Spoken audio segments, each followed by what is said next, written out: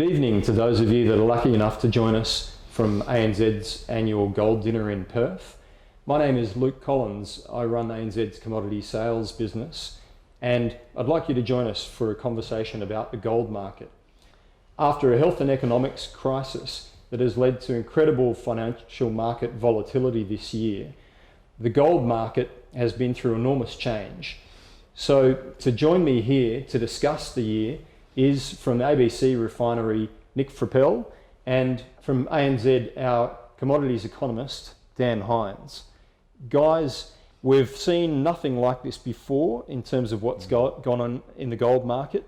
Particularly the physical market has been extraordinary this year with a lack of international flights, with Swiss refiners going offline. Nick, for you, in being involved in the physical markets, what have been the standout features this year as far as you're concerned?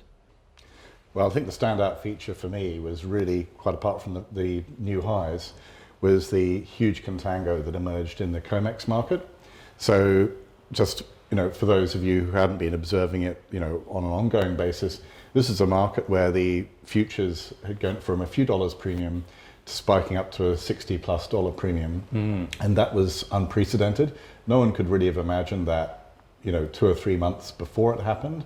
But it did happen. And what that meant from a physical market point of view was that it really drew a lot of gold. I think almost 900 tons of gold year to date into that space on top of the existing inventory. So that was a completely, I would say, new thing, but also it diverted attention away from the fact that physical demand in Asia, China and India really, and Thailand had pretty much collapsed or seen, major double-digit declines. And Dan, I guess the other side of the physical equation is what central banks have been up to. This year was the first time in a decade, I believe, that central banks have been net sellers. What do you see a change in attitude by central banks towards gold? Yeah, I think so. I mean, certainly we've seen select few central banks around the world really start to accumulate over the years. And, when you go back, I suppose, and look at the broader picture, the central bank agreements that were in place to cap the selling of gold have pretty much been thrown out the window, and banks have been clearly starting to accumulate. I think there's been some expectations or certainly realisation that they needed to diversify, their reserve base, particularly with the moves that are going on in currency markets. And so this accumulation has obviously been, a theme which a lot of central banks have taken up subsequently this year. But I expect that to continue. I think the idea that this rally is going to, I suppose, start to peter out. I think it won't be a significant headwind for central banks. I suspect they'll continue to add to those reserves over the coming years. Yes, right. Okay. So James Rickards believes that some of the central banks are aiming to form a digital currency and have gold as something of a backing to it. Would either of you subscribe to that view? Well, I think certainly China's indicated they're looking to do that, and they might be more a reason around I suppose removing themselves from their link with the US dollar in particular, and to really be leaders in the FX market. But yeah, it does present, I suppose, a long-term issue for gold as a reserve base, and we'll have to watch that closely. But I think for the moment, the huge level of backing by this physical commodity will hold it in good stead as a reserve base. Yes, right, okay. So moving away then from the physical world, obviously this year has seen unprecedented flows from ETFs, from managed funds that are looking to have gold exposure. Gold obviously doesn't have any yield. What's going on? What's the attraction, Nick? Well, one of the great explainers of gold price movement is actually the real yield. So inflation-linked bonds, for example, can be used to sort of pretty much mirror the price of gold. And we've seen a tremendous breakdown in real yields. And as that has happened, we've seen the price of gold driven higher.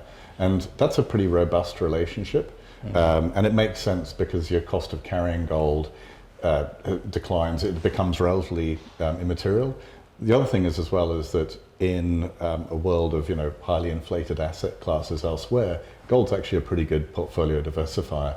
So that those two things both come together. Yeah, and I've actually seen not only a lot of asset managers switch out of other asset classes into precious metals, but new entrants into that market. And I think the allocation coming into this year was relatively low. A lot of global asset managers had very little, particularly in safe haven assets, but certainly in the precious metals sector. And so they have certainly been buying into that story and allocating more and more to the ETF market. Right. So Nick and Dan, I subscribe to both of your regular publications. When you think of money manager flows, I know, Nick, you often refer to technical analysis and Fibonacci retracement levels, Ichimoku clouds, those sorts of things. In what way are those becoming drivers of where the gold price is moving at the moment? Well, the reason why I look at technical analysis is because I want to be able to discern whether a market is trendless or trending up or trending down, and where the resistance and supports are in those markets. And the reason why is because people are actually actively engaged in buying and selling, leave a trace on the market, and those traces actually help sort of define things like support and resistance and targets. So for those first things, I look at Ichimoku clouds. And I also look at Fibonacci, because when a market has made a very large move in one direction, either up or down, where it kind of can reset to often corresponds quite nicely with Fibonacci. But the one thing that people really, really, really are always instinctively interested to know about is, where do you think the market's going? Whether it's gold, iron ore, coal, the Aussie, they all want to know, where do you think it's going?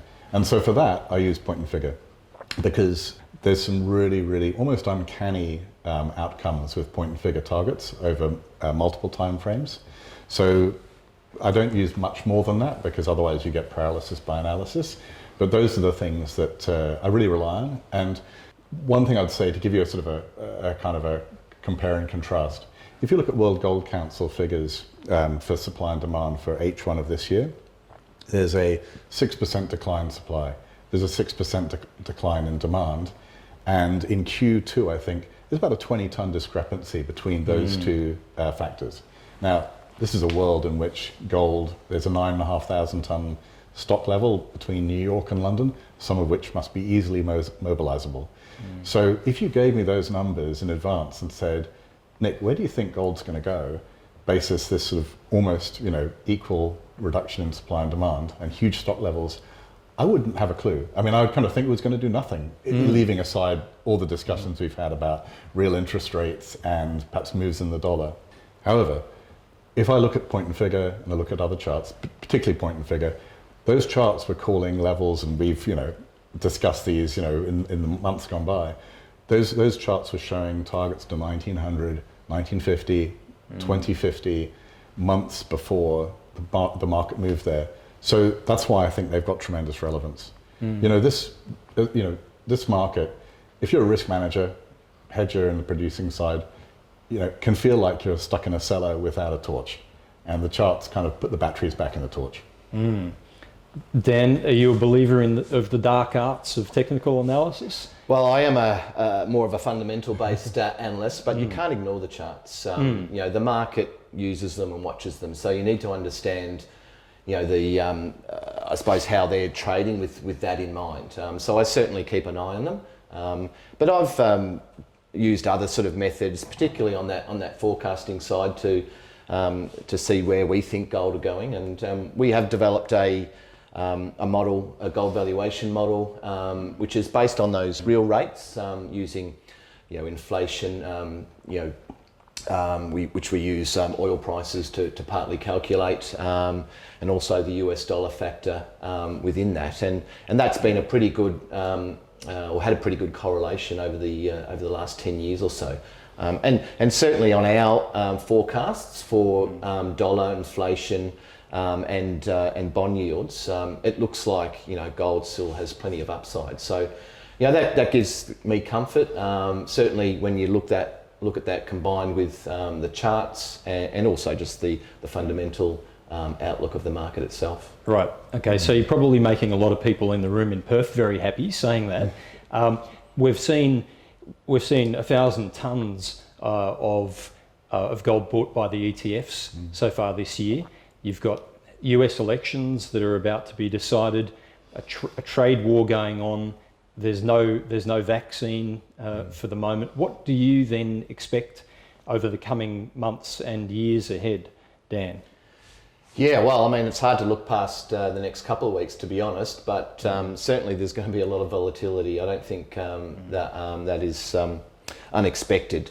But it'll really determine, I think, the initial period around what happens at the US election. If there's a result which is debated and lingers for some time, I think that uncertainty will play into the hands of gold. But longer term, I can't go past the fact that we're going to see interest rates at record lows for the foreseeable future. So for me, they're all still really positive. The I suppose the jumps up and there's something to kick off. I suppose that next rally is always difficult to pinpoint, but certainly the US election is one where we could see that renewed sort of interest in it. Yes, and I guess the other point is what it means in terms of further economic stimulus in the United States. Yeah, no, absolutely. I mean, there's obviously been a lot of debate about that, and they've failed to reach an agreement so far. So we'll have to see whether we have a house which allows that type of package to move through relatively quickly. If you get a house which is still divided like it is now, they may struggle to still find an agreement. Yeah, Nick, what do you expect, and what are the wild card elements that we could see? Actually, pretty much agree with all of that, and I think that in terms of perhaps a wild card element, and perhaps this is more of a perhaps temporarily bearish outcome, because I think the bigger picture absolutely is a bullish one. The fiscal stimuli and monetary stimulus as well, all of those things point towards a higher gold price overall next year. The thing that might be interesting, and this is a completely out of the blue thing, but if there was a sort of some factor created a sudden reset in fixed income markets, for example, and there was a sudden tightening, that might actually cause a revaluation across other asset classes, including gold, especially since gold is so intimately linked to yield. So I'm not saying that would happen. I wouldn't know why it would necessarily happen, but at the same time, bonds are have been a tremendous bull phase for a long time. So there could be a scope for an upset there. And if that happened, just as a sort of comment, we've got targets back down to $1,500. That's where gold was in March, by the way. So it's not like a huge, it's not like the end. But you could see that volatility that Dan was referring to play out that way. But actually, overall, I'm bullish. There's plenty of reasons to be bullish. The persistence of low yield and fiscal and monetary stimulus stacking up a lot of liquidity going into next year and probably the year beyond, right? Absolutely. Okay, guys, so for the benefit of people in Perth, what's your price pick for US dollar gold at the end of this year? Dan? Well, so much can happen, but I'm gonna say, look, I'm pretty bullish. I think 2,100 will be the price at the end of the year. Very good. New highs. Nick, what do you reckon? I'm actually a bit surprised now. I was going to pick something quite low, just because I thought that people would probably shed and take some profit. So I'm going to go to 1730. Very good. All right, guys, thank you very much. It's been great talking to you both about the gold market this year and what we've seen. I'll throw now back to Frank Van Rooyen in Perth. He's going to be joined by Joe Metcalf from the ABC Refinery to award the prize for last year's gold price guess. Don't forget to fill out your forms for where the gold price will be at the end of this year. We hope to be able to join you again for next year's dinner. I hope you have a great night. Thanks. Thanks. Thank you.